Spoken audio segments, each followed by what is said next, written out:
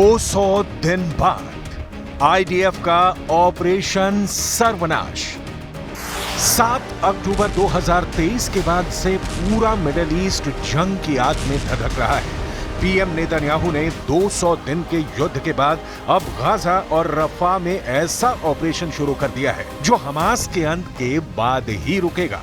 हैरानी की बात तो यह है कि अब गाजा युद्ध में 35,000 के करीब फिलिस्तीनी मारे जा चुके हैं। तमाम अंतर्राष्ट्रीय दबावों के बावजूद इजरायल के टॉप कमांडर गाजा पट्टी के दक्षिणी शहर रफा में जंग और तेज करने पर आमादा है। आप इसी से अंदाजा लगा सकते हैं इजरायल ने हमास का पूरी तरह से सफाया करने के लिए बहुत बड़ी तैयारी कर ली है।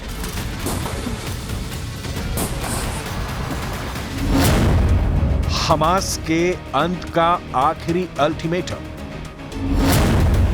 इजरायल ने हमास को चेतावनी देते हुए कहा है कि उसके पास बंधक समझौता करने का आखिरी मौका है। अगर हमास समझौते पर सहमत नहीं होता है तो फिर उसकी सेना रफा शहर पर हमला कर देगी। इधर मिस्र ने चेतावनी दी है कि अगर इजरायल ने खूनी हमले शुरू किए तो ये पूरे मिडिल ईस्ट के लिए बेहद खतरनाक साबित होगा। इजरायल ने मिस्र पर दबाव डाला है कि वो हमास को तुरंत समझौते के लिए तैयार करे, वरना 20 लाख की आबादी वाले रफा शहर में इजरायल अंधाधुंध हमले शुरू कर देगा। שחרור החטופים הוא בעדיפות ראשונה מבחינתנו. החטופות והחטופים, ואם תהיה אפשרות לעסקה, אנחנו נעשה עסקה. אם תהיה עסקה, אנחנו נעשה פעולה, חד וחלק. אנחנו נעשה כל מה שניתן כדי להחזיר את החטופות והחטופים. לאן אנחנו יותר קרובים הערב? מבלי לפגוע בהישגי המלחמה, שחיילים הקריבו את עצמם, ונפלו חלל, ונפצעו, והמילואים, וכל העם התגייס. כלומר, כל מה שאפשר.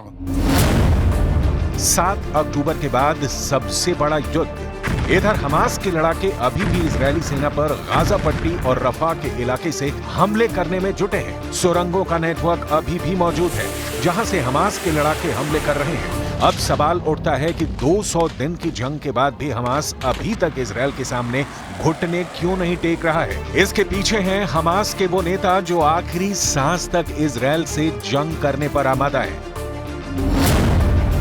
हमास के जिंदा 4 टॉप कमांडरों की वजह से गाजा युद्ध लगातार 200 दिन से चल रहा है। हमास का शीर्ष नेता इस्माइल हानिया है जो अभी तक जिंदा है। दूसरे नंबर पर याया सिनवार है जिसे खान यूनुस का कसाई कहा जाता है, जो सुरंग युद्ध में बेहद माहिर है, वो भी अभी तक जिंदा है। तीसरे नंबर पर मोहम्मद देईफ है जो हमास आंदोलन की सैन्य शाखा ईज अल दीन अल कसम ब्रिगेड का चीफ है और अभी तक जिंदा है। और चौथा है हमास का नेता खालिद मेशाल जो हमास की विदेश में राजनीतिक ब्यूरो का प्रमुख है, जो जिंदा है। यही वजह है कि अब इजरायली सेना इन टॉप कमांडर्स को मारना चाहती है, लेकिन दिक्कत यह है कि हमास चीफ हानिया कतर में छिपा बैठा है, जबकि सिनवार मिस्र से सटे रफा की सुरंगों में आबादी वाले इलाकों में छिपा बैठा है। इजरायल इसलिए बार बार कह रहा है कि रफा में हम ऑपरेशन करने जा रहे हैं। इजरायल दिसंबर 2023 तक गाजा पट्टी में 29,000 से ज्यादा बम बरसा चुका है, जिसमें गाजा पट्टी में मौजूद 70% से ज्यादा इमारतें पूरी तरह से तबाह हो चुकी हैं। कुछ दावों के मुताबिक हमास की 80% सुरंगें इजरायल की भयानक बमबारी में तबाह हो चुकी हैं, लेकिन रफा में मौजूद हमास की सुरंगों को तबाह करना इजरायल के लिए बहुत बड़ा सिरदर्द है, क्योंकि सुरंगें ठीक घनी आबादी के नीचे हैं। अगर यहाँ पर इजरायल 3-3 हजार किलो के बम गिराता है तो यहाँ पर हजारों लोग मारे जाएंगे। जरा इस एनिमेशन से समझिए कि क्यों रफा में इजरायल ऑपरेशन को खूनी युद्ध कहा जा रहा है। गाजा पट्टी के दक्षिणी शहर रफा में इजरायल बड़ा ऑपरेशन करने जा रहा है, जिसकी वजह से 23 लाख की आबादी वाले इस इलाके में भयानक खून खराबा होगा। यहाँ हमास के लड़ाकों से ज्यादा आम इंसान मारे जाएंगे। अभी एक हफ्ते पहले रफा में हुए इजरायली हवाई हमले में 22 लोग मारे गए थे, जिसमें से 18 बच्चे और महिलाएं थी। इसीलिए कहा जा रहा है कि अब रफा में दुनिया वो खूनी मंजर देखने जा रही है जिसकी कल्पना करना भी मुश्किल है। وهنا أقول لكم ما يجري في غزة وما سيجري خلال الأيام القادمة هو ما ستقوم به إسرائيل من اجتياح مدينة رفح، لأن جميع الفلسطينيين من أهل غزة تجمعوا في مدينة رفح وبقي ضربة صغيرة فقط। जनवरी के मध्य में प्रधानमंत्री बेंजामिन नेतन्याहू ने दावा किया कि इजरायल ने गाजा में हमास की 2/3 लड़ाकू रेजिमेंटों को तबाह कर दिया है, लेकिन उन्होंने मारे गए लड़ाकों का कोई आंकड़ा नहीं दिया। हालांकि युद्ध से पहले आईडीएफ के एक अनुमान में गाजा में हमास के लड़ाकों की संख्या करीब 30,000 बताई गई थी। टाइम्स ऑफ इजरायल ने 19 फरवरी 2024 को आईडीएफ के हवाले से खबर दी कि हमास के 12,000 लड़ाके मारे गए थे। युद्ध के शुरू होने के बाद के आंकड़े बताते हैं कि गाजा पट्टी में मारे गए लोगों में कम से कम 70% महिलाएं और बच्चे हैं।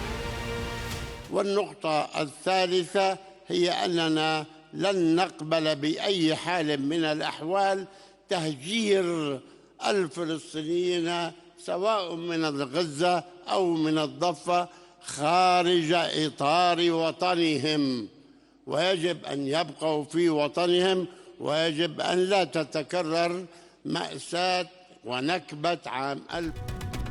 पश्चिम की एक मीडिया रिपोर्ट के मुताबिक एक शीर्ष इजरायली अधिकारी ने कहा कि मिस्र पर समझौते के लिए दबाव डालने को तैयार है, लेकिन इजरायल की ओर से रफा में आगे बढ़ने के इरादे गंभीर हैं। इजरायली अधिकारी ने कहा कि इजरायल हमास द्वारा किसी भी देरी के लिए सहमत नहीं होगा। इजरायल की सेना ने रफा शहर के करीब दर्जनों टैंक और बख्तरबंद वाहन जमा कर दिए हैं। इधर मिस्र ने चेतावनी दी है कि रफा के हमले में मानवीय स्थिति के साथ साथ क्षेत्रीय शांति और सुरक्षा पर विनाशकारी परिणाम हो सकते हैं। हमास ने इससे पहले कहा था कि वो स्थायी युद्ध विराम और इजरायली सैनिकों की पूर्ण वापसी की अपनी मांगों से पीछे नहीं हटेगा। इस मांग को इजरायल ने खारिज किया, क्योंकि हमास नेता याया सिनवार बंधकों को मानव ढाल के रूप में इस्तेमाल कर रहे हैं, जिनके बारे में माना जाता है कि वो एक सुरंग नेटवर्क में छिपे हुए हैं। सूत्र ने बताया कि इजरायली सेना के रफा में जाने से पहले हमास के लिए ये आखिरी मौका है। वो या तो डील को मानेंगे या फिर उनको रफा में हमला देखना होगा। इजरायल का कहना है कि 7 अक्टूबर को अपहृत 129 बंधक अब भी कैद में हैं। गाजा के 20 लाख से ज्यादा लोगों ने भागने के बाद यहां शरण दे रखी है। इजरायल काफी समय से इस बात पर जोर दे रहा है कि वो मिस्र की सीमा से लगे शहर रफा पर जमीनी हमला करेगा, क्योंकि हमास की आखिरी बटालियन यहीं पर छिपी हुई है। ऐसा दावा किया जा रहा है। अब देखना होगा कि क्या इजरायल रफा में आखिरी हमला करके हमास का पूरी तरह से सफाया कर देगा या फिर रफा पर हमला पूरे मिडिल ईस्ट को खूनी जंग में झोंक देगा।